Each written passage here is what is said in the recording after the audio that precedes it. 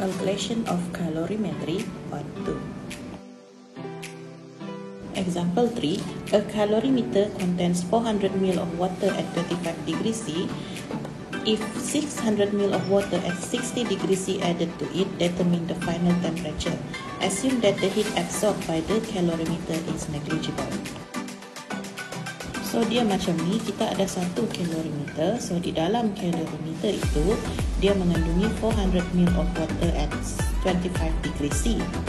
And then after that 600 ml of water at 60 degrees C is added to it. We were asked to determine the final temperature. So untuk 600 ml at 60 degrees C kita kasih label dia sebagai hot, and then 400 ml at 25 degrees C kita label sebagai cold. Okay, so sebab soalan kata kita kena assume heat absorbed by calorimeter is negligible, so maksudnya kita boleh nyatakan di sini heat released by hot water is equal to heat absorbed by cold water. Next, mari kita list out information about the hot water and also the cold water. So meaning to say, untuk kedua-dua hot dan juga cold water, kita tidak tahu value of T final. So T final bagi kedua-dua hot and cold water ini dia adalah sama ya. Sebab okay, bila dia reach thermal equilibrium, meaning to say the T final will be the same. So delta T kita kira dia sama dengan T final minus dengan T initial. Tapi ingat, value of T final must be higher than the value of T initial. So untuk cold water, delta T kita sama dengan T final minus 28 degrees C. Tapi beza untuk hot water, sebab value of T initial dia lebih besar daripada T final, kita kasih reverse saja, maka delta T sama dengan 60 tolak T final. Okey, untuk kedua-dua hot dan cold water, specific value untuk specific heat capacity-nya adalah sama, iaitu 4.18 joule per gram per degree C. Value of density of water usually given at the list of constant. So density of water adalah 1 gram per mil. Okay, sebab kamu diberikan volume di sana untuk hot dan juga cold water, so kita boleh cari dia punya mass menggunakan rumus density sama dengan mass over volume. Okay, so mass untuk hot water adalah 600 gram dan mass untuk cold water adalah 400 gram. Tadi kita sudah tulis heat released by hot water dia sama dengan heat absorbed by cold water. So kedua-dua ini adalah Q. Okay, so sebab kita akan guna specific heat capacity, so Q itu kita tukarkan dia pergi rumus MC delta T untuk hot water, dan untuk cold water MC delta T untuk cold water. So kita just substitute the value inside the equation. Okay, and then bila kita selesaikan equation ini, kita akan dapat value untuk T final, iaitu 46.8 degrees C. Next, untuk example 4, calculate the amount of heat released in a reaction in an aluminium calorimeter with a mass of 30F7 gram and contains 1,700 ml of water. The initial temperature of calorimeter is 25 and it is increased to 27.8 degrees C. So amount of heat release maksudnya dia suruh kamu cari value of Q. Okay, and then you are given information there about the mass of the calorimeter, and then also you are given the mass and the volume of the water, and the initial temperature of the calorimeter is 25 degrees C, and the final temperature also 27.8 degrees C. And you are given the specific heat capacity of aluminium. Bila dia cakap specific heat capacity, maksudnya C kecil. C kecil untuk calorimeter dia beri di sana.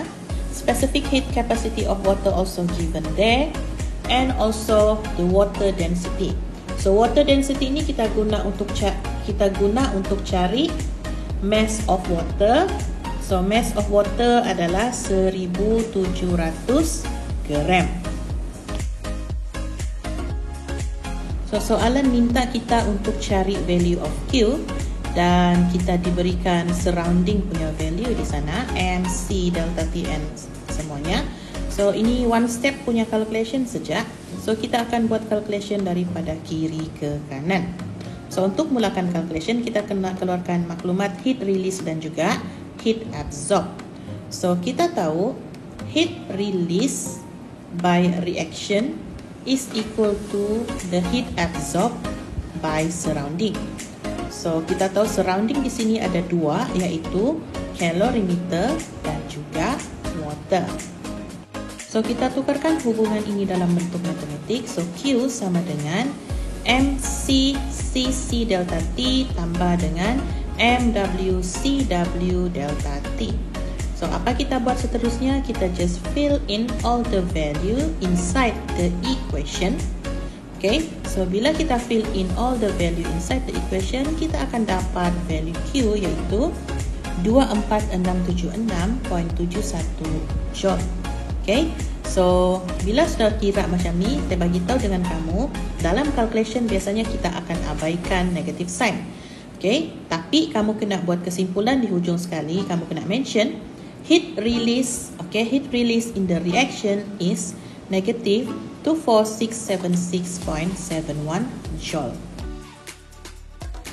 Next, untuk example 5, a quantity of 100 ml of 0.5 molar HCl is mixed with 100 ml 0.5 molar of NaO in constant pressure calorimeter that has heat capacity given there.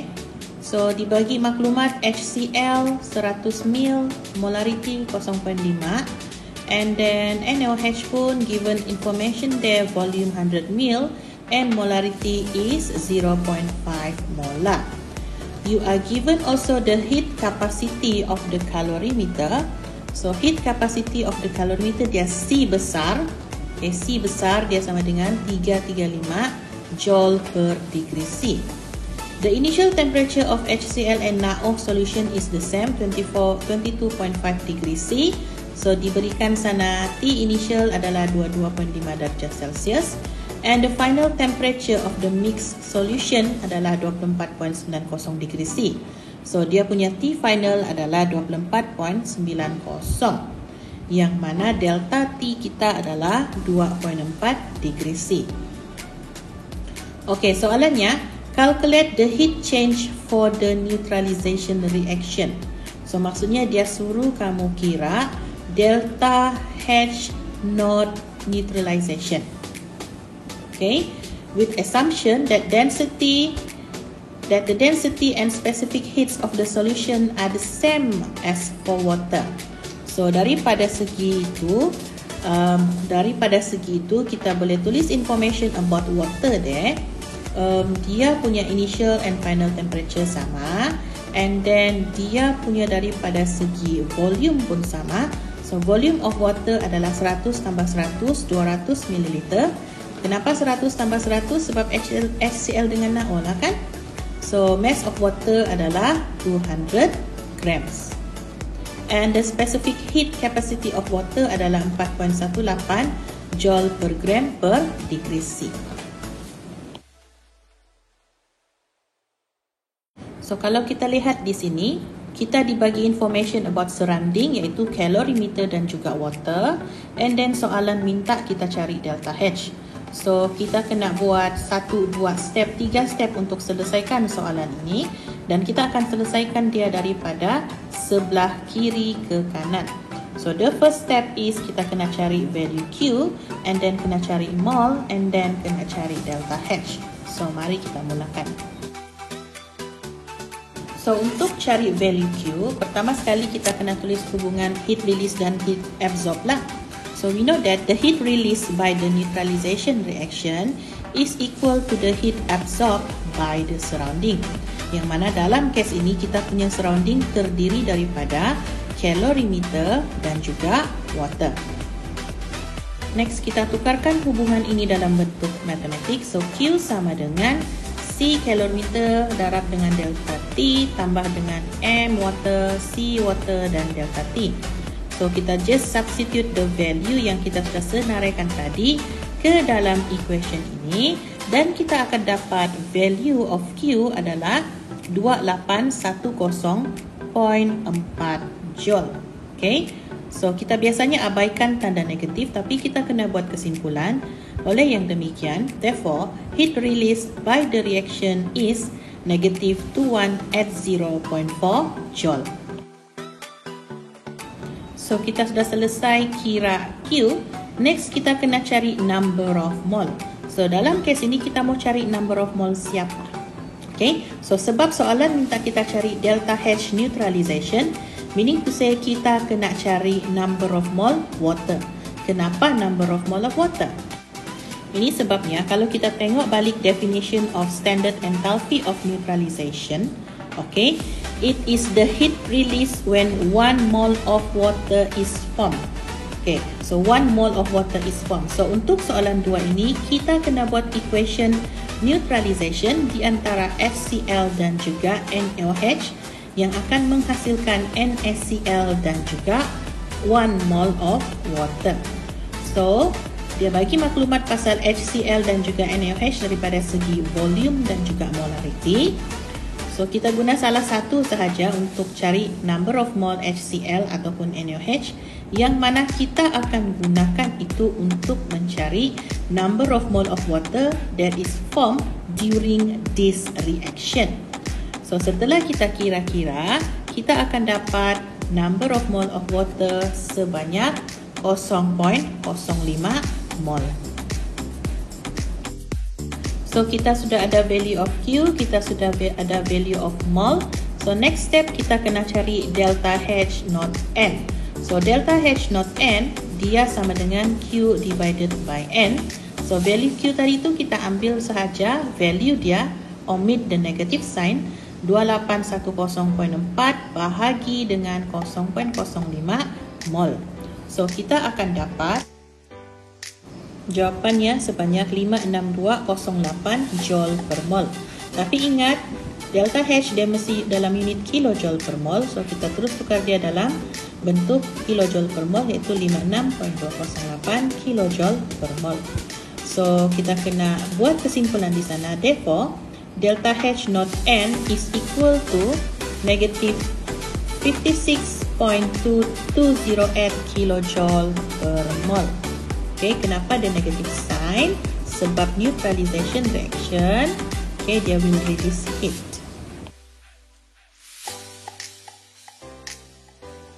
That's all for now. Take care and bye-bye.